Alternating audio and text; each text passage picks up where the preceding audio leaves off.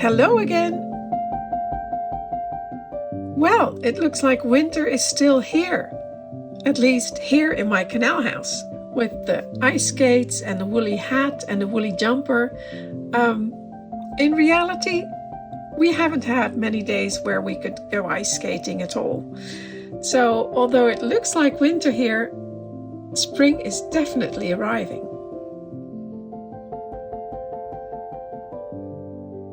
But I didn't really want to show you the ice skates or the woolly jumper. There's something else I wanted to show you. Now this is what I wanted to show you. No, not the skates. This box here.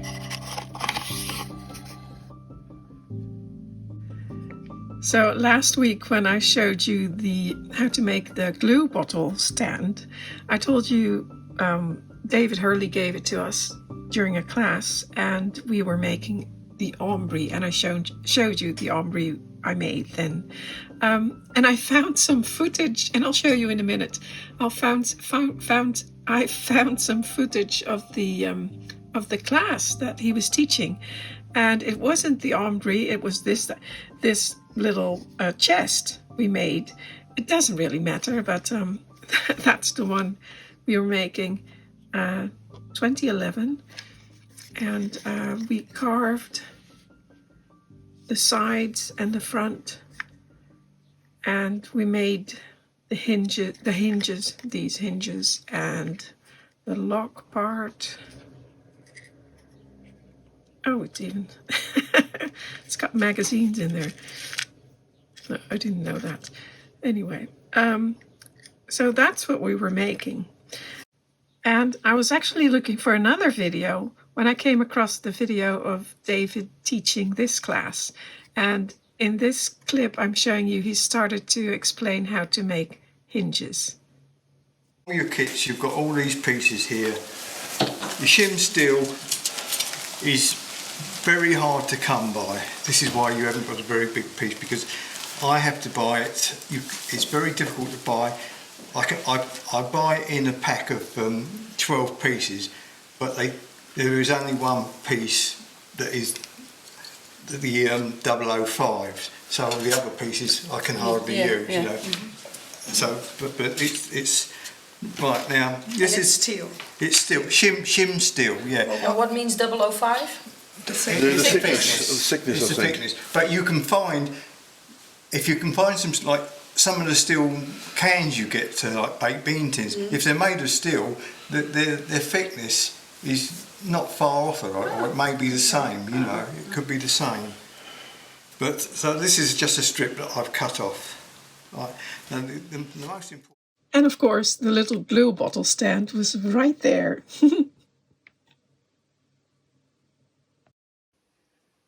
So this is a piece which was made by David Hurley. I'll show you. And here it is. I don't know what you would call this. It's not really a sideboard because it opens up. So I think it's like a chest on legs. But it's beautifully made. Here's David's stamp, David Hurley, 2011. And there's a little sticker saying 82. That's not the price. It was a little bit more expensive than that. But yeah, it's beautifully made. There's beautiful carving, very crisp carving on here, which I love. I think it's called linen fold carving or linen folds. And in the centerpieces on the legs, there's carving as well. Very detailed, very fine, beautifully made. And of course it opens up, as it's a chest, and it reveals the large hinges which David made himself. And actually in that class I just showed you, that's what he was teaching us, to make hinges and how to make them. So beautifully made. I love this piece. This is the only piece I have by David, and that's because his pieces didn't fit the time period in which I was making my canal houses, and they're very English, so yeah, it's a bit of a shame really. I should have bought more, because he's retired now. But anyway, I love this piece. I'm glad I bought it. And yeah, David Hurley, thank you. In the comment section of last week's video, Cosmic Glitter asked me where I got the miniature sign from, and that was about the animated neon sign, the Kodak sign you saw in the art studio of my canal house. And I bought that sign as a little kit, a lighting kit, from Miller Engineering, which is a company in the USA. And these little kits are actually meant for model railroads, but they work really well as 12 scale wall art or, things like that. And I bought a few, and they're really fun. And here's one that I still have to assemble. And this one I bought for my first canal house, and I wanted to install it in the kitchen as a fun, piece. The only thing is, when they're on, they make a very high-pitched sound, and I'm very sensitive to sound, and that sound just drives me nuts. So and even the Kodak one, I rarely have it on because of the sound. And I'll let you hear the sound in a minute. And maybe you don't, it doesn't bother you, but I can really hear it. Even if I'm on the other side of the room, I can still hear it. And it annoys me. So here's a cafe sign. And all you do is you have a little battery pack that goes with it, and you need 3 1.5 volts batteries, so 4.5 volts in total. And and when you connect those to the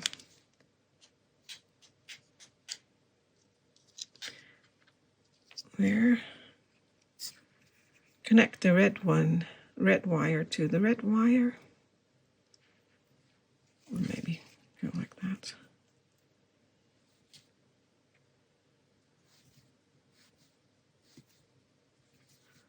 Like that, and the black one to the black one.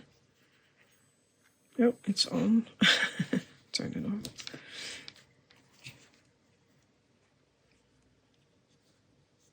I can tell it was on because of the sound it makes. It's this very high-pitched sound. And of course you don't want the two wires to touch, so I just isolate them with a little bit of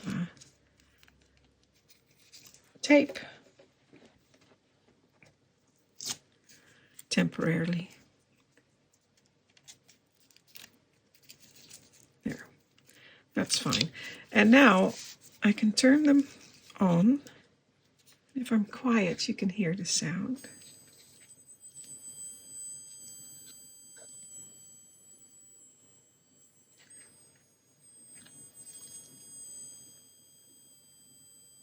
But anyway, so I'll have to turn off the light.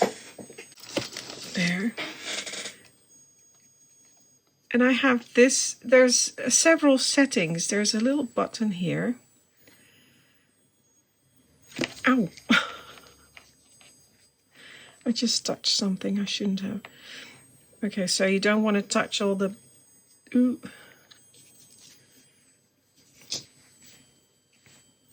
So there's a little button here, and you can change all the settings. It has 46 pre-programmed chase patterns. So I chose this one because I like it. But of course, if you push that button, then you get a different... now it goes backwards. And I don't know what this one does. Let's push a few. That one. That's a bit much. That one. Well, you get the idea. There's different patterns, and but that sound, oh my goodness. I don't know if you can hear that on camera.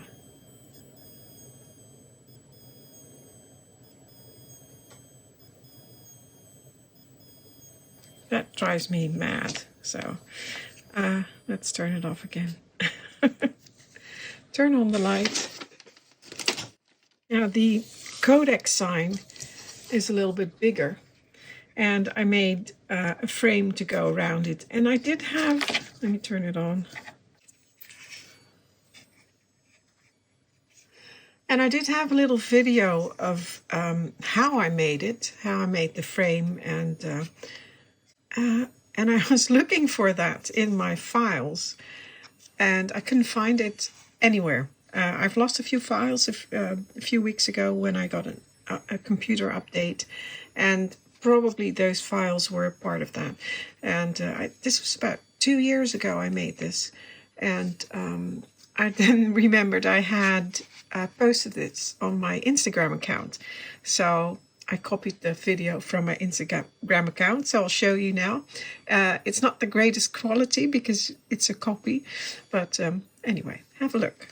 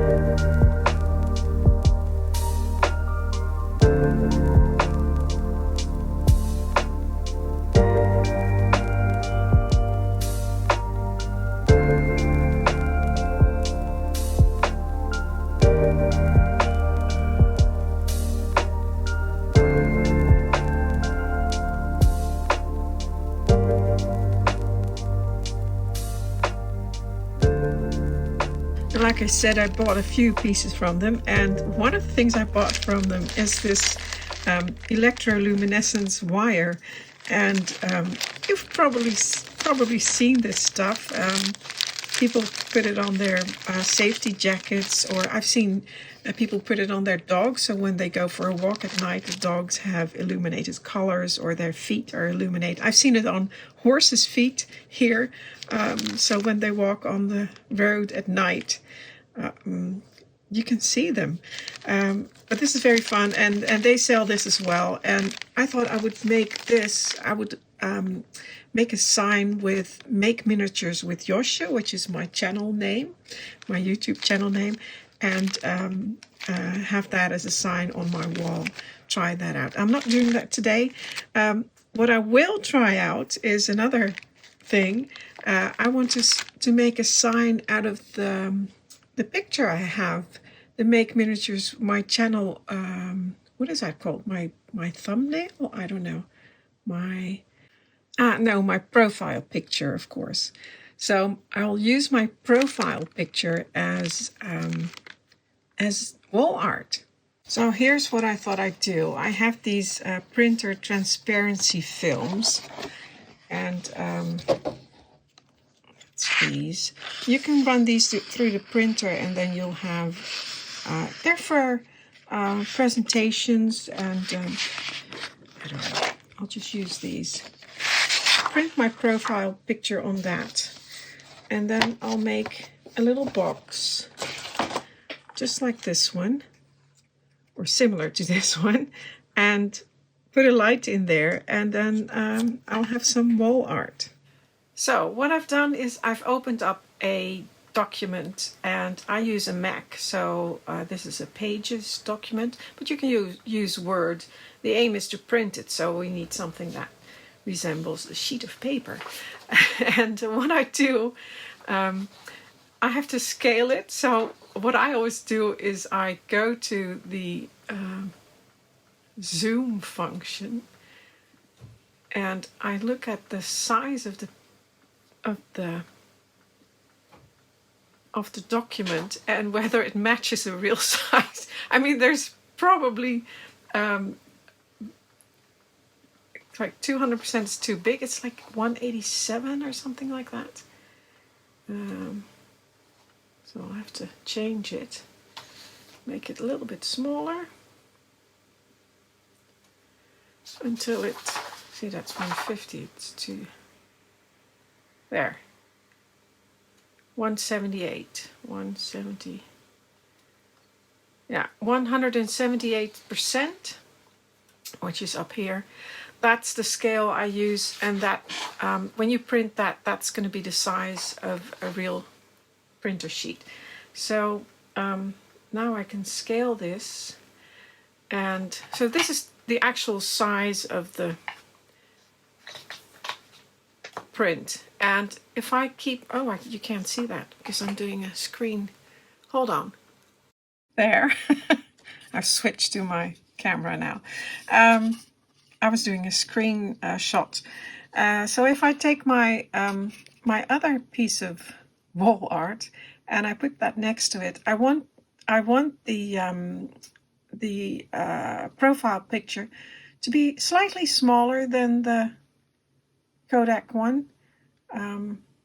So I think, look at that. I think this is about right. Maybe slightly bigger because I want it to be on the wall. So it might go just slightly bigger.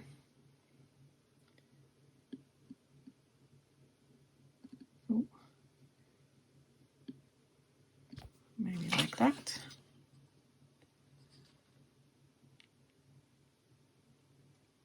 If I have those together on the wall. No, I want it bigger actually. But anyway, I can do several. I can do a bigger one and a smaller one and then print them. Yeah, I think that looks about right. And I'll do a slightly smaller one. So I'll copy this one, make it a little bit smaller, and see which one I like best. And yeah. So let's print that one. I've done a little test print in black and white because I just wanted to see which side of the paper the printer prints on. I have a fairly new printer and I always forget which side it prints on. So in my case, the way the sheet goes in, then the print appears on the back. So anyway, I have to know that because on those transparencies you have to, there's a like a matte side and a shiny side, and the print is printed on the matte side. So you have to, should be printed on the matte side. But anyway, I also wanted to check the size of the prints, whether, and I actually quite like the smaller one. So, but anyway, I'll print this and I hope the quality is good enough. We'll see.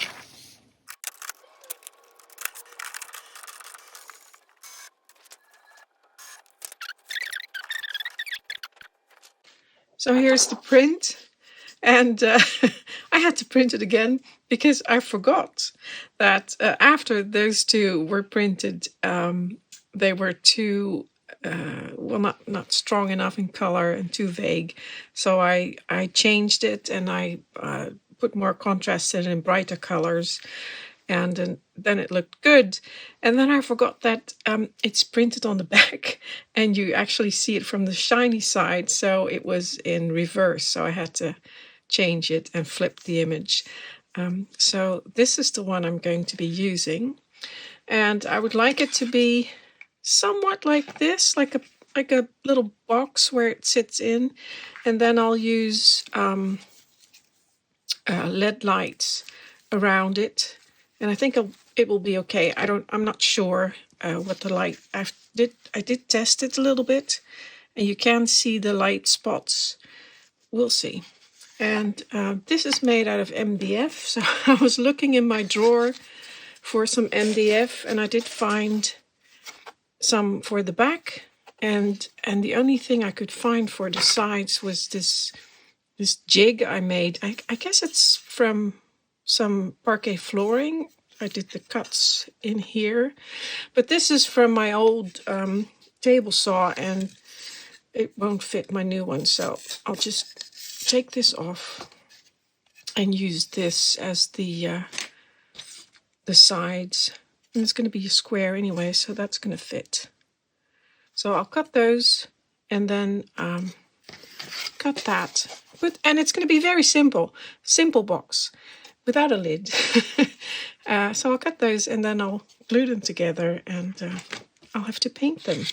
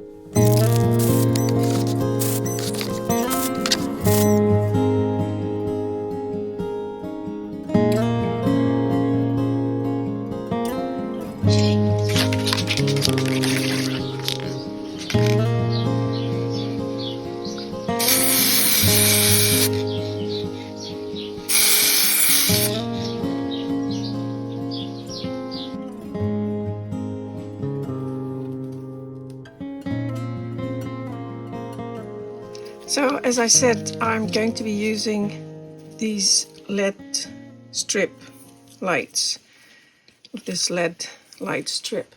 And this comes with a battery pack, and this as well uses 3 1.5 volt batteries, the AA size pen lights. And as I only have one of those battery packs, the big one, I'm just going to use a transformer this time. And this one can be set. So here you can see I've already set it. So 3 of these, 1.5 volts each. Here it says 1.5 volts. So that's 4.5 volts. So I'm going to set it to 4.5 here. And that should run those batteries. So I've cut off the plug. There was a plug on the end for, I don't know what that's for. Anyway, not using that. Cut it off. So I'm going to attach those to the strip. Let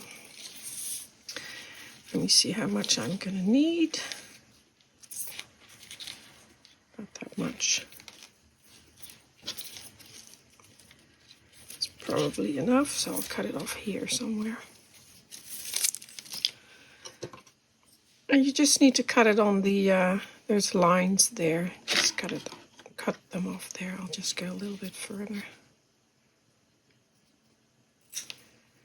There. And then I can attach the wires to here. And I'll check if they work first. So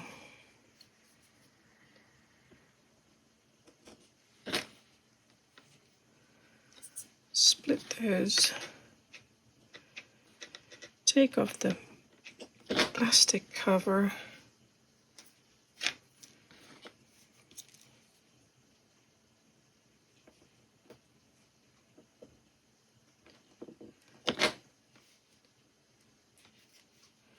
There.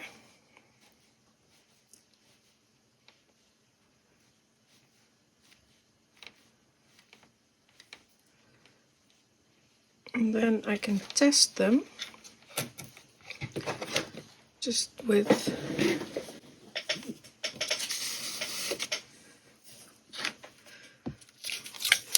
just tape this down. So it will stay put. So I plugged it in, and now if I touch those copper bits, it should work. There we go. Yeah, it does work. So that's good. So here's the box painted. I put, I think, 7 coats on there to get it smooth. I drilled a hole in the corner, and that's to thread the wire through, like that. And then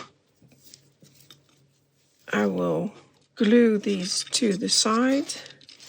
And I cut a little bit of, I don't know what it's called, perspex. And that fits in here. And I'll rest these on 4 wooden bits in a corner. And then I can put that on top with some white paper behind it, I think. And, or maybe without the white paper, I don't know yet. That's what I'll do.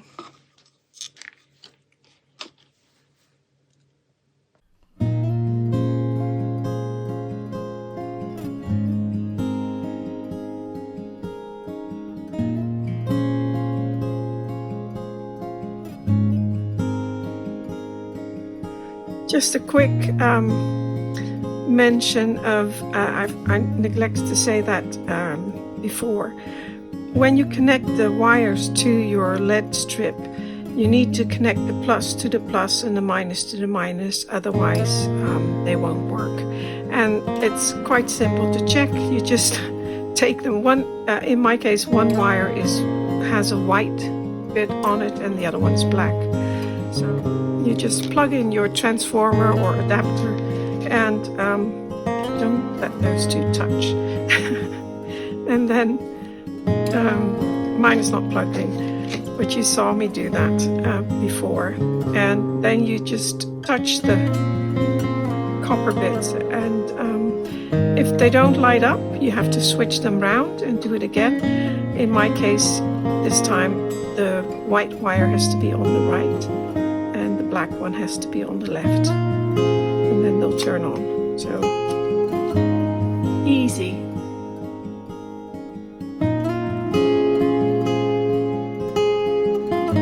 Okay, I had to change it a little bit because the solder wouldn't stick to the little copper. I think it's because there is some plastic or something on there. Oh, there's one that's not working as well. Oh well, doesn't matter. There's another one not working. Doesn't matter. There are some on that strip. You do see some bits of solder here. Here's one. Go down. There'll be more. Here's another one. So I used that instead, and that was really quick. And there's a plus and a minus there already, so there's no mistaking it. The only thing is that you really have to be careful because it's really close together, that your wires don't touch. So yeah, but it's working. That's good. So now I'll stick it inside the box.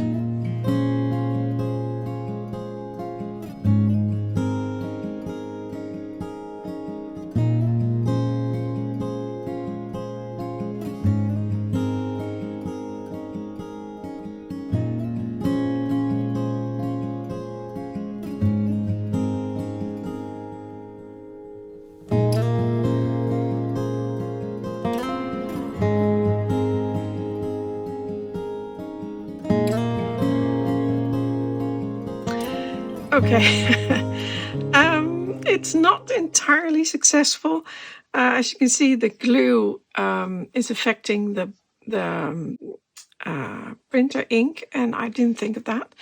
The other thing is, if I turn off the light, which is never going to happen because the light's always on in the doll's house, but the effect is not great, as you can see. It's not sharp enough, but with the lights on, it's fine. But I'll have to think about it. But this video is getting way too long. So I'll stop for now and I'll think about what I'll do. Maybe I should use a different glue, or maybe get some kind of frame around here so I can glue it in. Or perhaps not glue it at all, and then just, I don't know, maybe some wooden clips here or some clips here in the corner to hold on to it. I don't know yet. So, not a complete success, but still, I quite like it. And I think in the room it will be okay. Let me just get it in there.